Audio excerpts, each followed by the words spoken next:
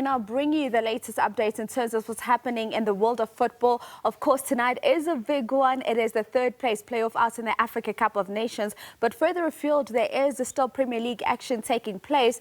And when we look at what's happening in terms of that Premier League table, we look at the bottom half of the table. You've got Wolves there right at the bottom. They've also just sold one of their biggest players coming from, of course, the PSL. Before getting into Wolves, that is Marshall Monetsi, the Zimbabwean player. Finishing off the bottom half of the table is Brighton, sitting in that 11th position.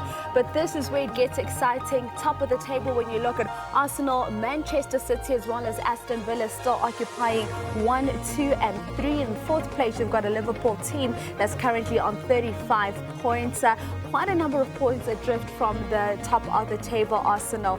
But we look at the fixtures that you can look forward to out in the EPL. Of course, it's a big weekend, quite a lot of encounters to look forward to. And the big one today being that Manchester derby, where Man United will be hosting Manchester City. Of course, the Red Devils under new leadership until the end of the season. Chelsea, Brentford, Liverpool take on Burnley, Leeds United up against Fulham, Sunderland take on Crystal Palace, Tottenham Hotspur up against West Ham United, and Nottingham Forest take on top table Arsenal side. Tomorrow we've got Wolves and Newcastle and Aston Villa as well as Everton. But when you look at the fixtures, I think we mentioned the big one to look forward to is that Manchester derby, where Man United come up against Man City. You look at where they're sitting currently at the table, 7th and 2nd respectively, and of course those goals scored and conceded will be a major one to look at today. And that's of course Pep Guardiola going up against Carrick and the Manchester derby.